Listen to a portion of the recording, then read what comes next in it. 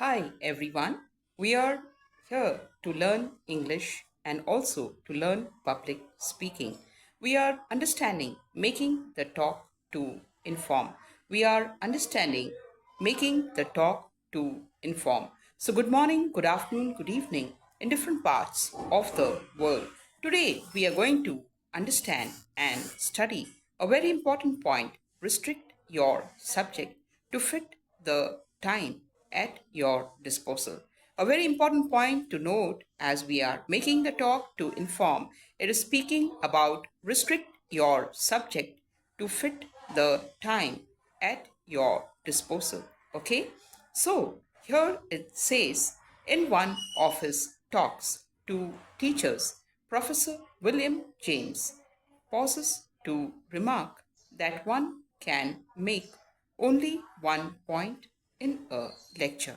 Okay, one can make only one point in a lecture, and the lecture has referred to lasted an hour, and the lecture he referred lasted lasted an hour. Yet I recently heard a speaker who was limited by a stopwatch to 3 minutes begin by saying that he wanted to call our attention to 11 points, 16 and a half seconds to each phase of his subject. Seems incredible, doesn't it? Seems incredible, doesn't it? Yes. And that an intelligent man should attempt anything so manifestly absurd? True, this is an extreme case, but the tendency to err in that fashion, if not to that degree, handicaps almost every novice. He is like a cook's guide who shows Paris to the tourist in one day. Like a guide who shows Paris in one day, if it can be done, just as one can walk through the American Museum of Natural History in 30 minutes.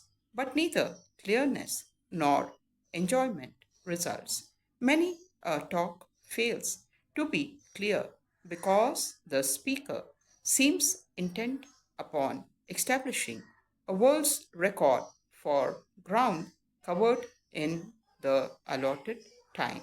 He leaps from one point to another with the swiftness and agility of a mountain goat.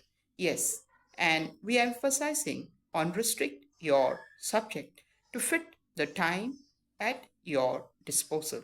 Okay?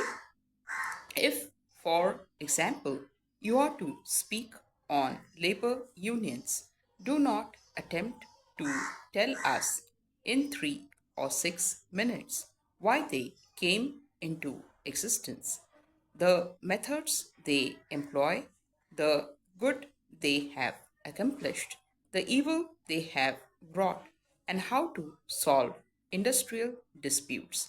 No, nor if you strive to do that, no one will have a very clear conception of what you have said.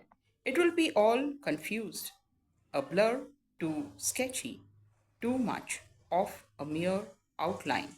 Wouldn't it be the part of wisdom to take one phase and one phase only, or labor unions, and cover that adequately and illustrate it? It would.